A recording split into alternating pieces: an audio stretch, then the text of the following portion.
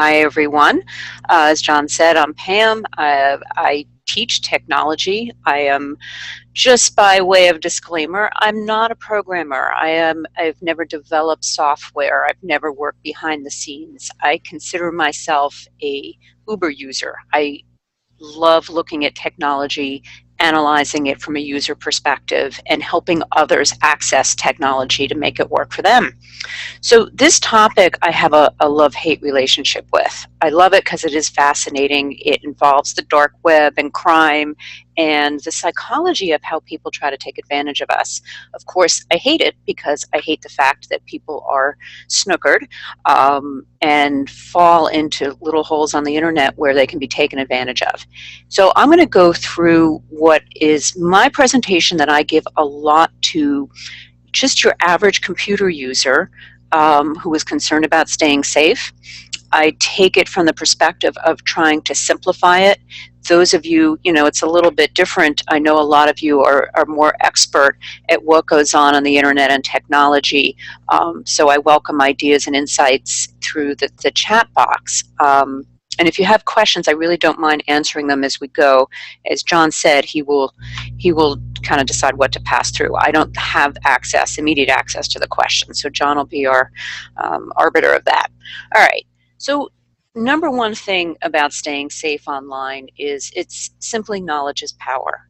Knowing what the fraudsters are looking for, knowing the ways that we may be taken advantage of helps us just be alert and not be asleep at the wheel when something comes across our desk that we shouldn't be clicking on. So let's take a look at what the fraudsters are looking for, because I think that's helpful. Why do they want to bother us in our email? Excuse me, if that was really loud, I'll mute it again. I'm getting used to a new headset, and I will try not to cough in it. What are fraudsters looking for? Simply, they're looking for credit card numbers. They're looking for personal information. They may be looking for money, or in some cases involving ransomware. There have been instances where they wanted payment in Bitcoin. And I'm not going to get too much into ransomware, and it's because that usually hits businesses. And the focus of this presentation is going to be on really individual users. And also sometimes it's mischief. I think in the old days of viruses and things, sometimes it was just to create some mischief. It could be, not to get too dramatic, but a terrorist attack or something, some real deliberate attack on an institution. So the number one thing that I ask people to keep in mind is to just simply think before you click. There's a psychology that goes on in the mind of the fraudsters. You send out 100 emails and you're trying to catch someone off guard. They may be off guard because they have an account with the same name of the email. It may be a set of coincidences, as I'll show you later. I have an example where I clicked and corresponded with someone that I shouldn't have. So there's a whole host of reasons that we might be tempted to click. So number one, of course, is before you click or open anything, think. So let's go back to what the fraudsters are looking for. This is something I pulled from a McAfee lab report, and it's not intended to be deep science and give you very big specifics about what they're looking for. But you can see up in the left-hand corner where it says $5 to $8, that's what someone might be able to get if they provided a credit card, a stolen credit card number with no other information. And you can see the more information that you have about that card, going down to the $30 for the full Z info, the more that the fraudster has on our credit information, the more valuable it is. And so that information can be aggregated. Someone might have a credit card number with your name, but they may not have the date of birth. So that might be held until some later date where then they can add that information in. So they build this sort of dossier on us, and it makes it more valuable to sell. So you may have heard of the phrase the dark web. It's essentially just a black market, excuse me, where you can go buy credit cards and fraudulent information. So this was also from a McAfee report, and it was an advertisement that they found somewhere on the dark web where there was an offer for credit cards. And this is what is being sold. U.S. cards, available balance, $2,500, American Express, and it goes down. So I think when I'm trying to explain to people how we are taken advantage of, just knowing that there's this market for even our zip code could help make this information more valuable. It just helps us get in a more protective mindset. So what are the avenues that I see for fraud? Largely it's email, and I'm going to go through a number of examples of fraudulent emails. It's also fake websites. And that doesn't happen quite as much, I think, but there's a phrase, there's always a new phrase on the internet, and this phrase is called typo squatting. And typo squatting is just simply, instead of, you type in Wells Fargo, but instead of Wells Fargo, you type W-E-L-L without the S, and Fargo. Now, most of the big banks will automatically route you to the right website, but there are instances. I had a client who was had a virus, and she was going on the website Etsy, which is a marketplace for homemade crafts and things, and it's ETSY, and she thinks she transposed 2 letters and ended up on a fake website. So I have some thoughts about that I'll go into later. Pop-ups, of course, are a huge issue. And there's been a lot of fraud associated with the pop-ups that say your computer needs fixing and has a virus. And then last, it could be something like a fake social media account. It could be a fake Facebook account. Or, and I have an example where someone contacted me on Facebook Messenger with possible fraud. And I'm willing to bet that everyone on the call has heard the phrase phishing. Phishing is the practice of sending fake emails. I'm kind of fascinated with the way we make up words these days, and because of social media and the internet, these made up words get traction very quickly. So phishing is a combination of the word phony and phishing. Okay, so how does it work? The fraudsters create a fake email, most likely using actual logos, and can send it to millions of email addresses with, a couple clicks. So we're sitting there receiving these, and of course, if you send 1 million emails out, you're going to have a pretty high percentage of people that have, for example, Bank of America accounts. And out of those people, you're going to have a certain percentage who might be tempted to click, or might even have some cognitive impairment that would make it harder for them to determine what was real and what was not. Or they could just be a regular person like me who has clicked on things that they shouldn't have. So it happens, it can happen to any of us in all different ways. So these logos here, John, you're gonna have to tell me, I'm trying to clear my throat and I don't want to cough in the thing. All right. Hopefully that wasn't painful for anybody. All right, nope. These are logos that I pulled from the internet. These are real Wells Fargo, SunTrust, Bank of America, PNC, FedEx, and PayPal logos that, you may have seen how easy it is to do this. All you have to do is literally drag the logo from your desktop into an application, at least on a Mac, a click of a mouse, and I have saved these logos. And I collected these in about 4 minutes. So when you think about it, it used to be that perhaps the fraudsters were making up the logos. They had graphic artists. They, you could look at them just like if you were looking at a Gucci fake. You would look at the stitching and everything to see what's real and what's not. These are actual logos that are being used. All right, so let's look at some examples. This is a PNC email, and I look at this and I think it looks kind of fake because it doesn't have a logo and it's not particularly pretty. Well, it just so happens that this is a real one. This is my PNC, your statement is ready email that I decided to start the presentation with in the examples, and that is in fact the last 4 digits of my account number, so don't try to make up the first 4. Hopefully that won't work. But what is notable here is that there is nowhere to click on this email. Best banking practices for consumer accounts, and I'll explain what I mean by consumer accounts in a minute. A regular consumer account statement should not have a link anywhere in it to click because the banks want to make us safer. So if the bank can say, we don't even send you links, so you're not, therefore the consumer's not trying to decide which is a correct link and which is a fraudulent email. So best banking practices, they don't send links to their customers. The difficulty, however, is that I have quickly found from talking to folks when I'm presenting, Charles Schwab, the investment houses will send emails saying, click on here to view your statement. So the common sense approach is just simply never to click on a link in an email to go to your account. That's pretty basic. You go out into the web and go to the website directly. But I just think it's worth noting what the best banking practice is. All right, so now we're going to get into some fraudulent emails that I saved.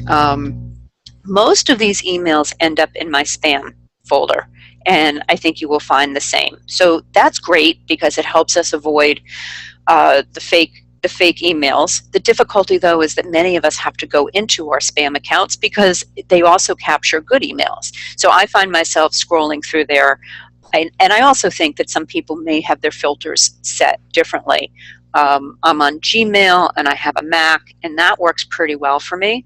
I have worked with clients that have Verizon accounts, and it turns out they were getting spam into their inbox because their account settings were not locked down enough. So I think we'll see a lot of difference from account to account, and that makes us all more vulnerable when they come into our main account. So looking at this, I think this is graphically a beautiful email. There's a lot of white space. I think somewhere in there is a grammatical error, but I had to read this many times before I found it. And, you know, it used to be common advice, oh, of course, the fake emails are not written by folks who have English as a native language, therefore you find some discrepancies in the grammar. That is not really the case anymore. I think these folks have great copywriters, so you cannot rely on that. So this is a common one that says, we reviewed your account and suspect that your Chase account may have been accessed by an unauthorized third party. And what they want, of course, is information to validate your account, which is then information that makes your file more valuable. So that's one email. Similarly, this is American Express, dear card member. This one is not done in great English. Upon intensive reviews of your profile, period. Okay, so we have a sentence fragment there. That's helpful to know. But look at the graphics. The graphics are beautiful. And down below it says customer, this email was sent by American Express customer service, and it kind of cuts off, but you know, there's probably some address or something in there. So I'm seeing, John, I'm seeing a box pop up. I don't know if that's for me or not, but I'm going to keep going there. I see the chat. All right, I'm not going to get distracted by that. Sorry, guys. All right, so that's one from allegedly from American Express. Let's keep going.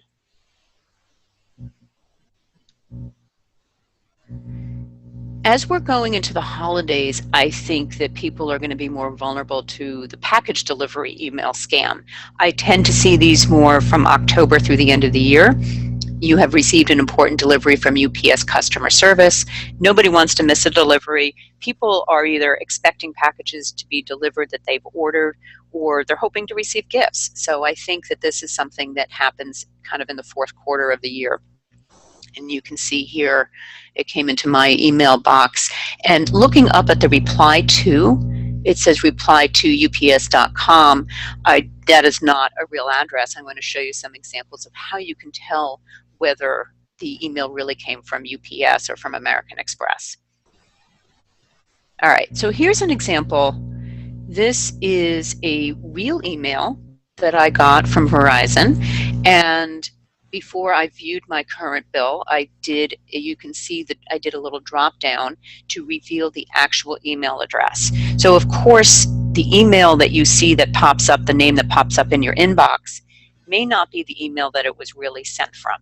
So if you receive an email from me, my personal email is pholland88@gmail, but in your inbox it would say Pam Holland. So it would look like it came from me, but you would really have to reveal the email by clicking on the little box there to have the drop down to show what the real email address was. And here it says it's from Verizon.com. Now, this is a way to help you decide that it's fraud, but you know, kind of putting my old lawyer hat on, when you're trying to prove a negative, it's not so easy. So how could I ever prove that this was a real email?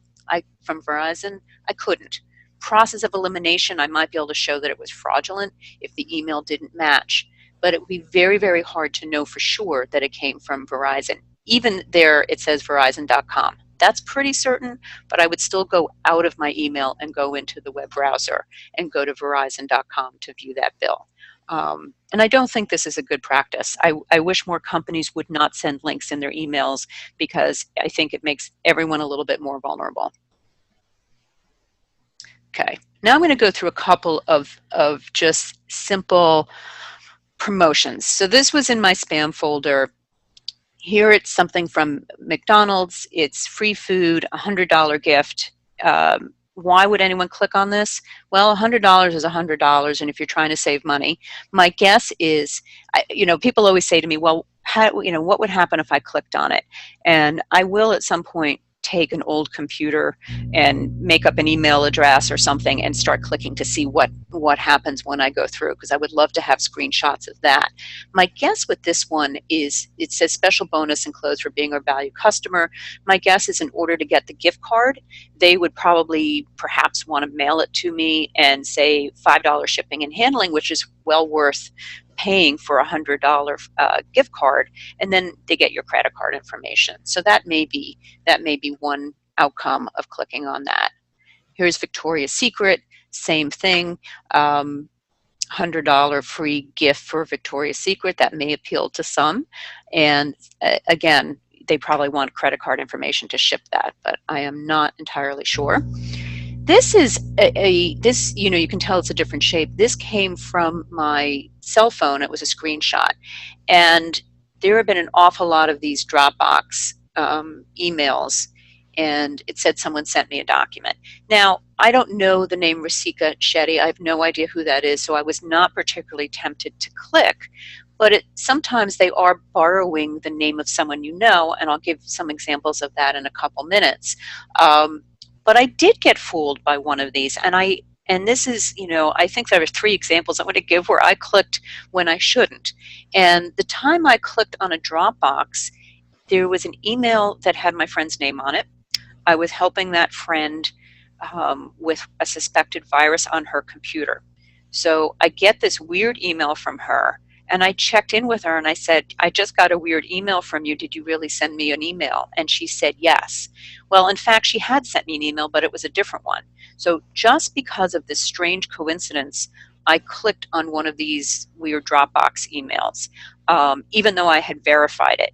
So, the psychology of the fraudsters is, again, it's phishing. You just keep throwing lines out there, and you're going to end up with people who are going to click, sometimes because of an odd coincidence, sometimes a misunderstanding, or sometimes because they don't understand.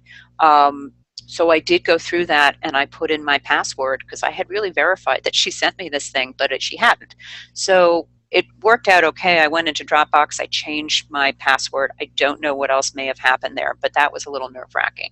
So I don't know, folks on the phone, if the users are if most of your members are retired or still working, but I'll just give a note for folks who are in an office to be particularly careful about emails like this. I've gotten emails that said invoice attached, and as a business owner, I need to make sure I'm paying my invoices and paying my bills. So, again, I might very quickly click on something that I shouldn't because I want to investigate what that is. So don't forget that this may also happen in a business context as well. Okay, so now I'm going to go through a couple of emails that look like they came from friends. This one is a little bit of an older scam, and it was breaking news, check this out, it works. And you're going through emails and you just may start clicking. In this case, I don't know Camille Newell, but if I look on this email chain here, Gerald Serrata is someone I know, and he happens to be a rabbi, so therefore immediately there's a higher level of trust, potentially, that I see a name that I recognize. These, I think, may be familiar to a lot of people. This is another type of scam, and I just want to point out too that many of these can happen over the telephone. I'm sure you have experienced the call from Microsoft saying they're going to fix your computer, or the call saying they're from your grandson. that he's in Mexico and needs help.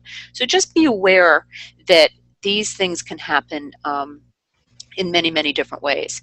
This came on a community listserv. I know the name Laura Schwartz. In fact, I think that she was hacked, and I'll give you examples later of how to tell that email was potentially hacked.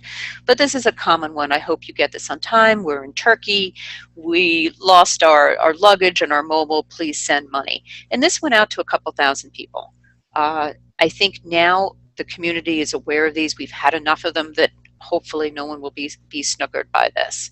But it is also possible that you know a Laura Schwartz who is in Turkey. Those coincidences do happen and may result in people clicking where they shouldn't.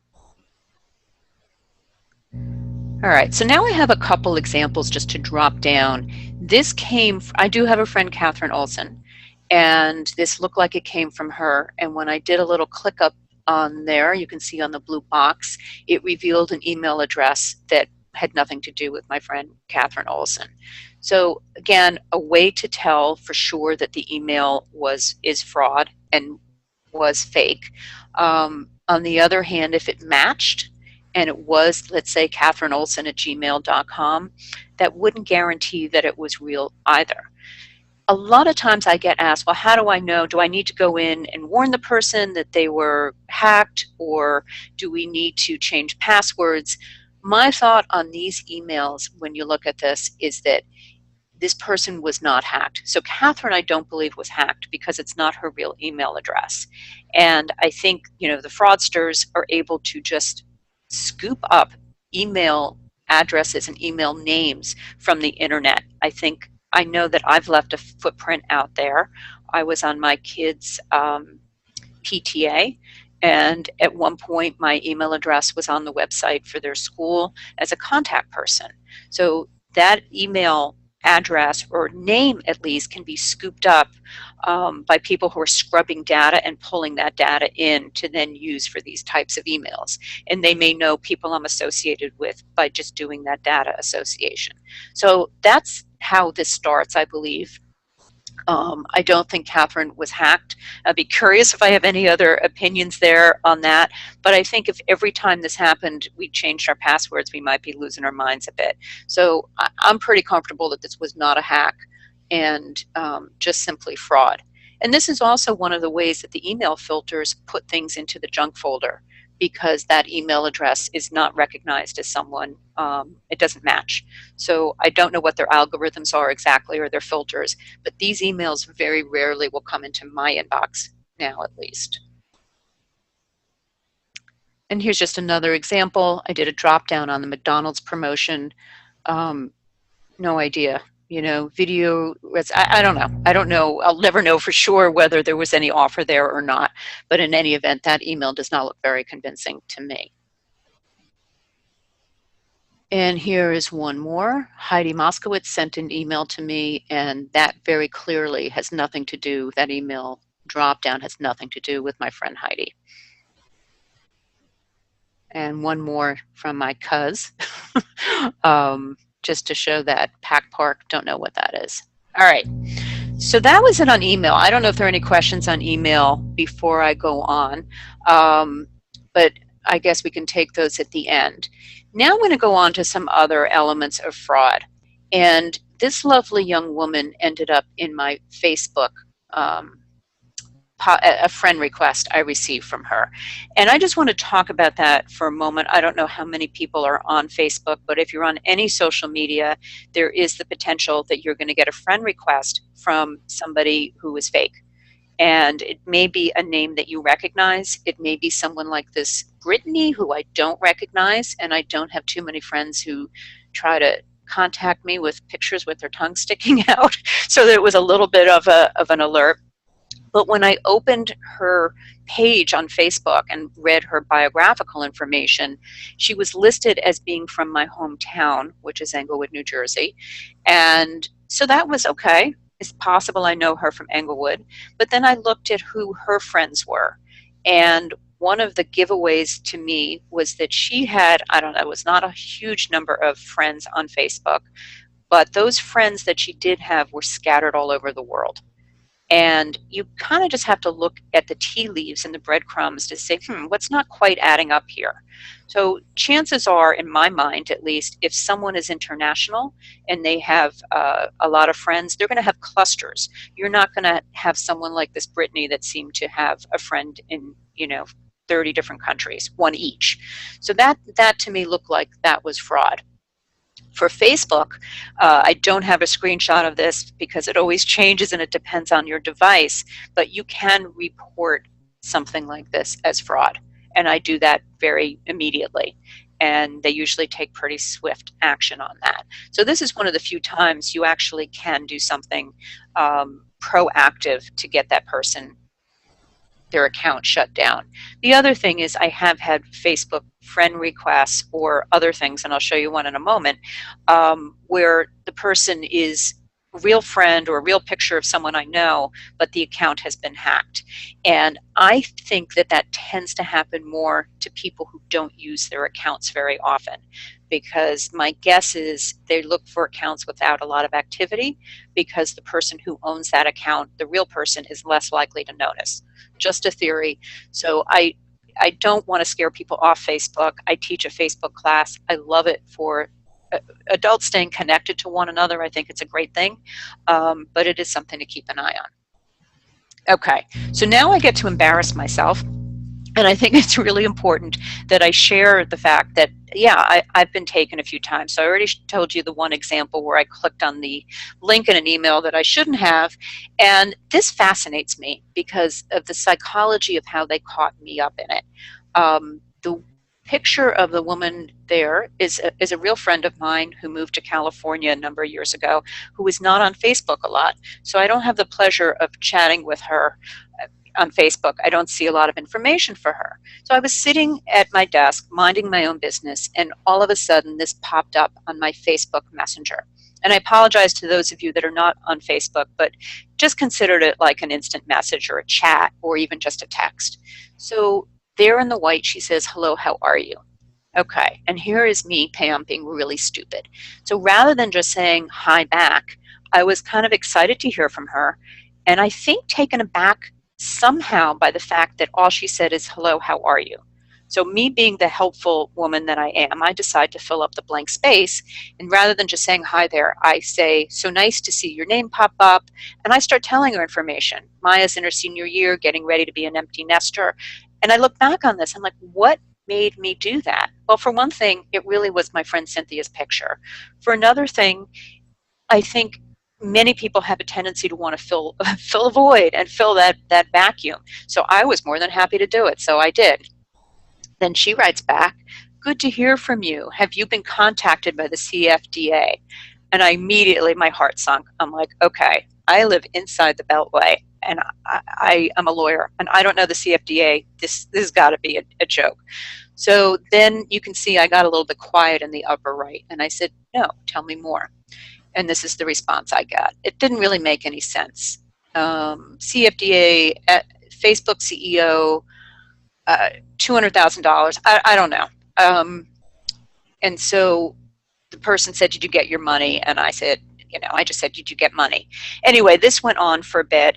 And I think there was a real website they were trying to refer me to. I don't know what it was all about. I don't care. I reported this as fraud, and it was immediately shut down. But I think it's just a really good example of how someone who thinks that she's kind of sophisticated about these things can be taken as well. Now, in all of the instances where I've sort of stumbled on something that I shouldn't have, no harm was done, because even if you click on something, unless you're immediately downloading a virus, you have to do something else before they quote unquote win. But I just offer this as a example of how even the teachers can get taken. All right, so I have a screenshot here. I'm moving on to the lovely virus pop-up, and this takes many, many forms. But I have to say, I've been doing this talk maybe for a year and a half, In the past 6 months, I've spoken to neighborhood villages, which are nonprofits that help folks aging in place. I've spoken to over 55 communities, and I have had clients. Every time I give this talk, someone either raises their hand or comes up to me afterwards and says that they were taken advantage by this particular scam, and I'm going to get more specific in a minute. I've had a working psychiatrist. I've had a civil rights attorney be, actually falling for it. So this is something that I am really talking about a lot. And I ask everyone on the call to share this information with your community, because for whatever reason, the people who wouldn't click on the, help I'm in Turkey email are falling for this. And, it's one thing to get the pop-up. The pop-up, I think, makes us all vulnerable. It looks like, this one looks like it came from Microsoft because it has the exact logo there. But the variation on this theme is people are getting the pop-up accompanied by a voice. And I don't have a screenshot of the voice. I haven't been able to capture that in any way. But I've heard variations of it, that it may be a scary voice, a scary deep male voice that says, "Warning, do not touch your computer, you have been infected." It might be an alarm. I heard, I can't remember who told me this, someone said that they heard like a very loud alarm when they were in the kitchen and their computer was actually in their office. And, you kind of come running and say, "What's going on?" I've also heard it could be a nice female voice saying, "Just warning you, don't touch anything on your computer." So there's all these variations of it. And what happens is it says, "Call the number." The people who have been victimized by this that I've spoken to have called the number and been connected to what I would call actually a quote unquote legitimate tech company. It's not overseas. It is, many of them are domestic. I've had a North Carolina company, a Virginia company, and a real person gets on the phone and starts walking you through how to quote unquote clean and fix your computer. Credit card is given. The typical charge is close to $400 for the fix. The victims I know have given access to the techie, to their computer. So the person goes in and spends an hour or two, again, quote unquote, cleaning the computer and ridding it of the virus that it didn't really have to begin with. We don't know what else has happened on that computer during this time, but that's pretty scary stuff. Interestingly, I counseled one woman to call her credit card company. She said, "Well, I did that." And the credit card company said to me, "Well, did they do the work?" And she was taken aback by that and said, "I don't know. They said that they did." And the credit card company said, "We will only refund you if they didn't do the work." So that, of course, is ridiculous. And, we had several more conversations. And, I had to explain that, in fact, if they did the work, it doesn't matter. Even if they cleaned your computer and didn't do anything horrible to it, the reality is that this is no different than someone slashing your tires on your car and then saying, "Oh, I can sell you new ones." That is not a legitimate transaction. So she called the credit card company back and did have the charges reversed.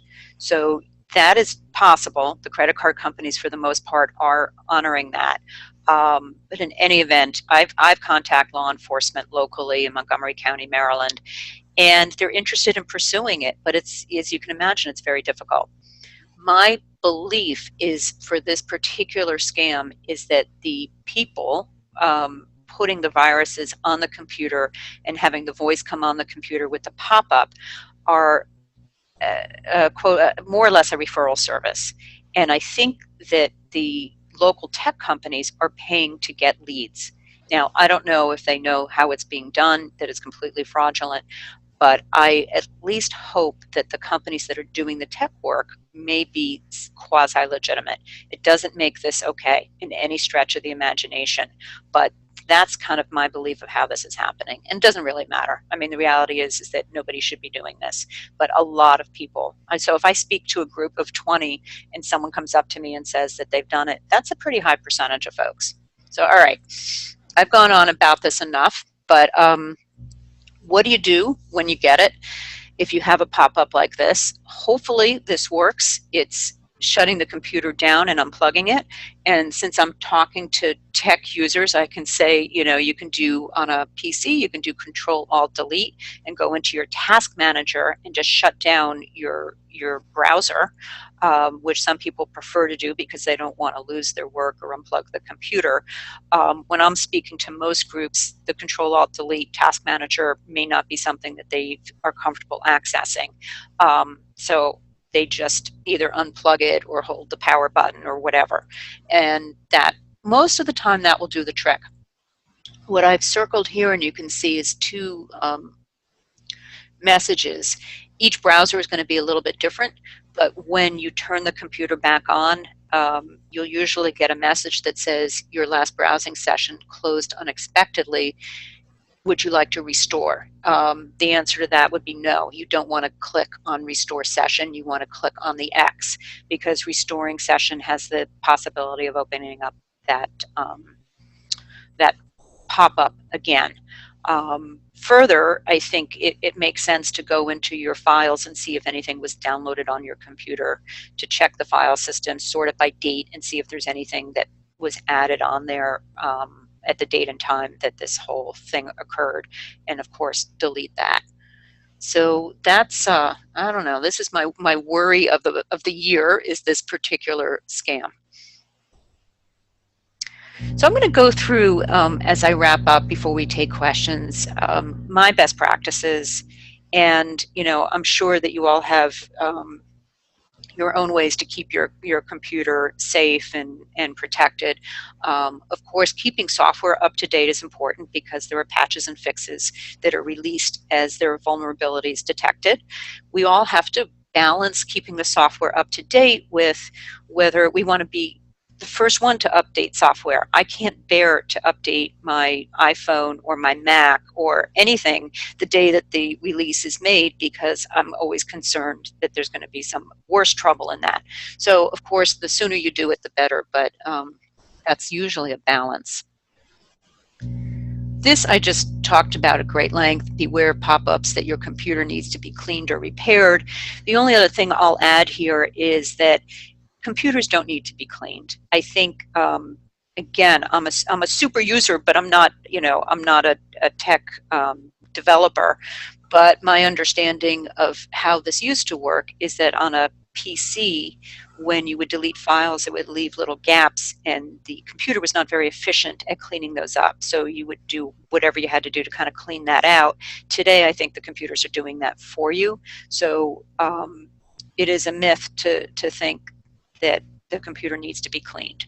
And I've said that to a lot of clients and in groups, like, it doesn't need to be cleaned. And there was a lot of surprise, because people think that their computer is going to get filled up much more quickly than in fact it will. And these are not users who are downloading videos or photos. So their use is actually kind of light, and they could use that computer for the rest of their life. It would never need to be cleaned or have stuff deleted for space. So passwords, you know, at this point, I don't even know what to say about passwords. I think most of the websites that we use have requirements that are strict enough that, you know, you have to have so many letters and capital and special characters. I always have to balance, you know, having good passwords with the fact that I may lose my mind when I forget them all. And I worry about that for clients. It's overwhelming, the need to have various passwords and to remember them. And I really believe at this point that most of the risk is coming from behind the wall. So my password is not terribly interesting to anybody, because I don't do anything terribly interesting online. However, I think that if someone wants to break into Target or into a hospital or other site and capture all of that data, then my password doesn't really matter. So I think that the fraud is now happening at such a great scale that the passwords that we have are really not the barrier to that. And again, that's my personal opinion. I will always tell people to use safe passwords, but I have a declining belief in the value of them. So use Google search to find your website. I think this is important because of typo squatting. So in the example I gave earlier, where I was talking about the website Etsy, ETSY, rather than go into the type the URL in the little box, www.etsy.com, I advise people just go to Google. Just throw Etsy into Google, because Google will correct your typos, and then you don't have to worry about getting on a bad site. And then you can look at the search results. For one thing, I find it quicker. I think it's hard, for Etsy is easy because it's 4 letters, but for longer sites, I just type in whether it's Bank of America or Wells Fargo or Smithsonian, and I know I'm going to get to the right site. So I let Google do the correction there. And this is, just a common sense. Have a mental checklist to avoid clicking on the bad stuff. So know every time you see an email with a link that you're going to try to verify that it came from the sender. Never click through the email. Go to a browser. Go to Google search to correct typos. I just mentioned that. So have your own procedures. Doesn't have to be written, but have your procedures that you're going to follow, at least mentally, to stop you in case something is very tempting. And I think the more we practice this, the better it is. Antivirus software, of course, it's important. I'm probably preaching to the choir here. Keep it up to date, review periodically.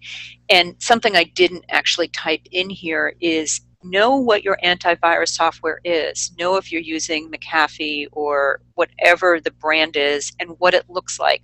Because I think people have antivirus and may forget, and then they get a pop-up that could be, say, it's from McAfee or Microsoft Essentials or whatever it is. So know how your antivirus operates, so you'll know if it's the pop-up or whatever is really coming from your system.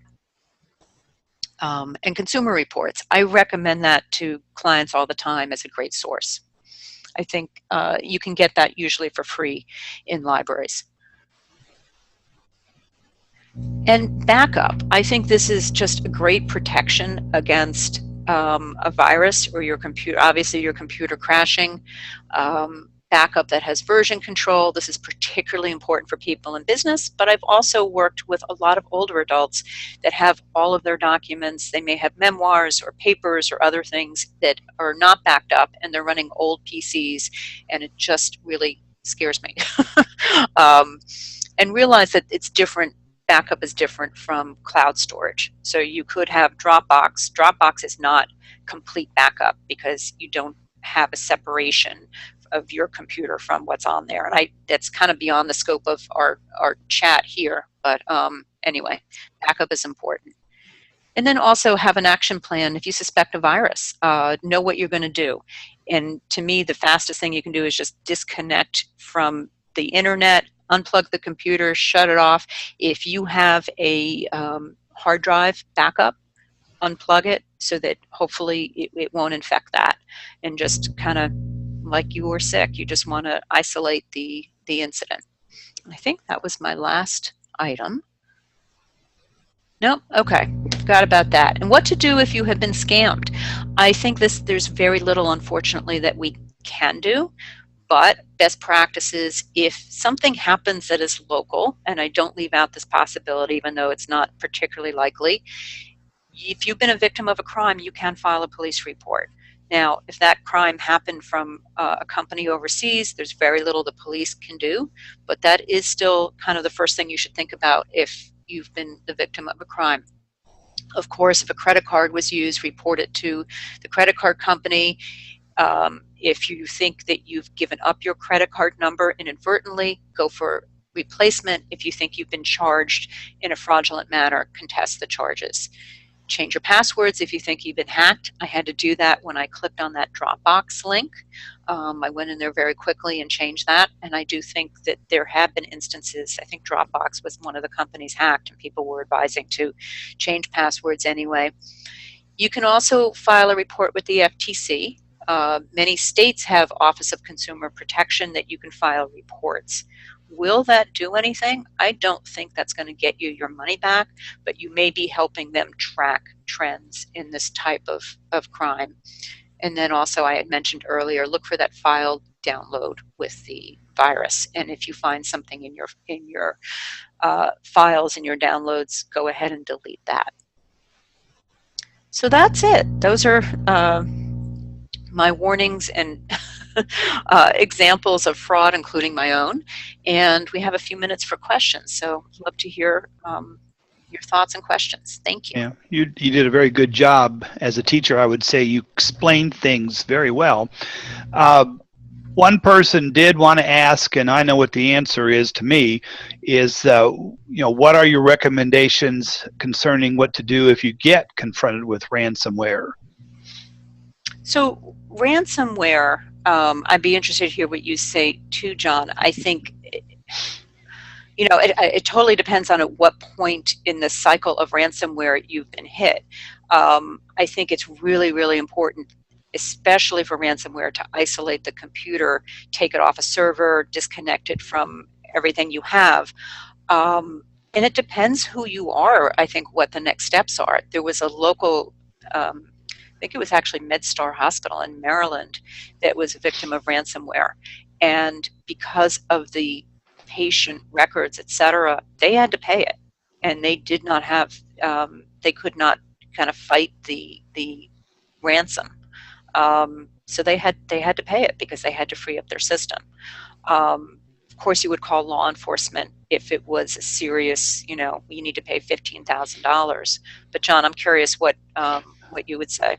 Well, the two things. One, there was a hospital out in the West, and they had all of their files backed up, but when they calculated the man hours it would take to restore all their computers and everything, it was cheaper to pay the ransom.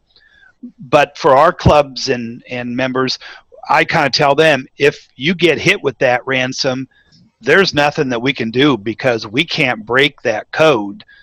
And the only thing that we recommend now is, as you had said earlier, was make sure you had the backups. Right. Because the keys are so difficult to break that it would take forever, and we don't have the tools. Right. One other person, we got just enough time, was what are your thoughts on using a password manager for the password securities? I know people who love password managers, and it's a great thing. I don't use it. There's a part of me that worries about the vulnerability of the password management company. And I don't know. This is totally my personal opinion. I don't think that they're bad, and I know people who really think very highly of it. I just worry about kind of handing those keys over to somebody else. That's just my own thing. Yeah. But on the other hand, I will say that I use, so I'm a Mac user, and I have Keychain on the Mac that stores my passwords. I also allow them to be stored in Google Chrome. That is probably not a great thing, but it saved me a bunch of times. And at this point, I don't care. I need sanity. So that's how I keep my sanity. That says good. Somebody said that paying the ransom just keeps that going, but like the two cases that we've mentioned, you don't have an alternative because of your critical files that you have and stuff like that. You don't, and you have other people depending on you. So if you can just kind of throw your computer out and move on, then it would be wonderful not to pay them. But yeah, these businesses, the hospitals, really don't have a choice. Now, training, if anyone is in a business capacity, training your employees is really critical. And the vulnerability is you have someone in bookkeeping who was relatively low level, may have, it doesn't matter what their degree is. I mean, I'm a lawyer and I got snookered. So what happens is someone's getting a lot of emails saying, here's another invoice, and they click on one that has that virus. So training, if you have staff, training is really, really critical to make sure that hopefully people don't click on it. But I think what happens with the ransomware is that you click on it, it doesn't immediately blow up your computer. It travels like a virus, and it may be days or weeks or months before you discover it, and at that point it's already found its way into your servers. Good. Well, and I'll finish with one other comment that somebody made, because that kind of answers it. They said that they turn off their internet connection when they're not using the computer. How secure is that? But you just said viruses can be on timers, so you get something and days later, you could get hit with it. Right. So Now, go ahead. And I was just going to say, I think that individuals are not particularly vulnerable to ransomware. I do think it's the bigger companies. Mm-hmm. If that makes anyone feel better, I don't feel that my personal computer is at risk there. And if I have a moment, I just want to mention one other time that I clicked on something, since it's my day to confess, because I don't have this in the presentation, but I was very interested in watching the last episode of Downton Abbey and missed it because I was out that night, and I could have watched it on PBS the next day on the streaming, but I didn't want to wait that long. So at about 11 o'clock at night, I started going on the internet to see if maybe it was on PBS, etc. Well, there were all of these websites that said Downton Abbey, watch here. And I had a feeling that wasn't going to work, but I couldn't help it. And I clicked on one, and immediately I had pop-ups exploding on my Mac. And I thought, that's what I get for being greedy and impatient. I was able to get them off, but also just be aware I'm going. Hi, Julie. Okay. Well, I want to thank you so much for giving your time today to share with us. The comment window will be staying, or the chat room will be staying open, so if there are other questions that people have, we'll get them sent off to Pam for her to answer.